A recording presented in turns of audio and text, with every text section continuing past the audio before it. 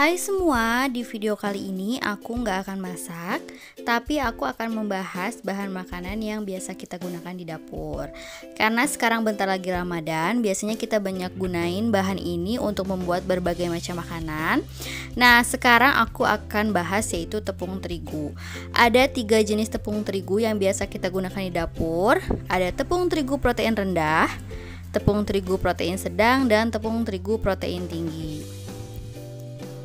Kadar protein yang terkandung di dalam tepung ini juga sangat mempengaruhi kegunaannya. Makanya aku akan jelasin sebisa dan setahu aku nggak akan jelasin terlalu dalam dan detail. Yang penting garis besarnya aja biar yang masih mulai belajar masak juga bisa mengerti. Pertama, tepung terigu protein rendah. Nah, di sini yang sering aku gunakan yaitu merek Kunci Biru ini ya. Tepung terigu protein rendah memiliki kandungan gluten di bawah 10%.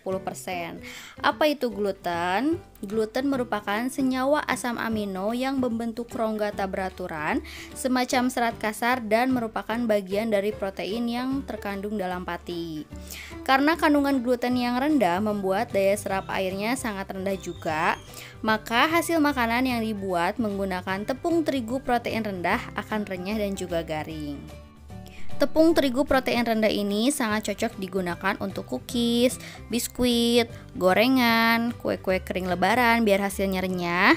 Chiffon cake juga biasanya pakai protein rendah biar teksturnya lembut. Aku juga kalau misalnya pengen bikin bakpao juga suka pakai protein rendah ya, biar teksturnya lembut dan warna bakpaonya juga jadi putih bersih. Kalian juga bisa membedakan dari kemasannya karena biasanya udah ada keterangannya kayak ini, tepung terigu kunci biru untuk kue kering, cake, dan juga biskuit. Nah, untuk contoh merek tepung terigu protein rendah yang aku tahu selain kunci biru, ada Lencana Merah, Tulip, Mila. Meskipun di kemasan tepung Mila ada tulisan tepung serbaguna, tapi tepung Mila kadar proteinnya juga rendah, maka cocok banget untuk gorengan dan jajanan pasar.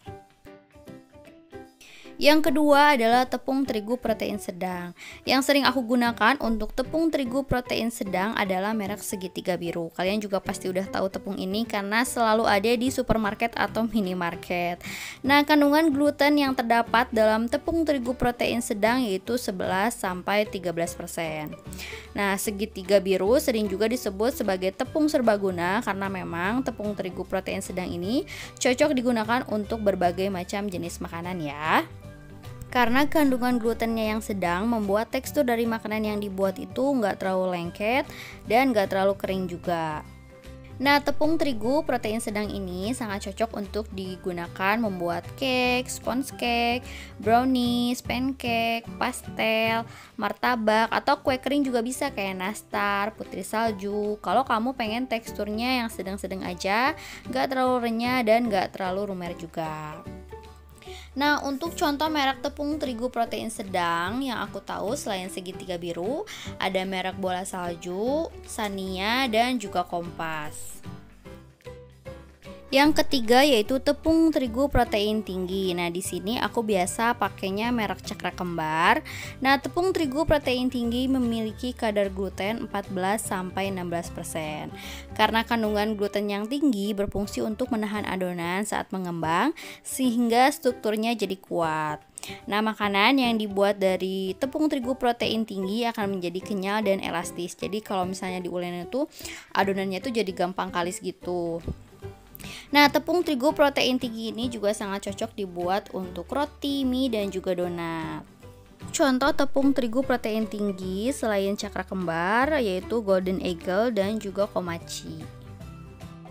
Dari segi tahan lamanya, tepung terigu kunci biru atau protein rendah lebih tahan lama dibanding Segitiga Biru atau Cakra Kembar karena daya serap airnya juga lebih rendah ya.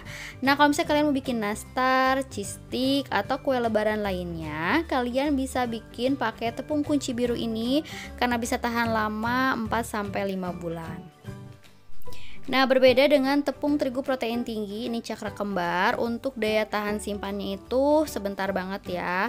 Kayak misalnya roti, mie, donat paling bertahan 2-3 hari aja. Karena kandungan glutennya tinggi dan daya serap airnya pun jadi tinggi. Makanya makanan yang dibuat menggunakan tepung terigu protein tinggi mudah berjamur. Nah, untuk kue lebaran yang teksturnya pengen renyah, kalian bisa pakai kunci biru aja, atau kalian teksturnya pengen lumer-lumer gitu, bisa mix tepung terigu kunci biru dan segitiga biru. Jadi teksturnya nanti sedang-sedang aja, nggak terlalu renyah dan nggak terlalu lumer juga. Bikin donat juga bisa di mix segitiga biru dan cakra kembar biar teksturnya lebih lembut.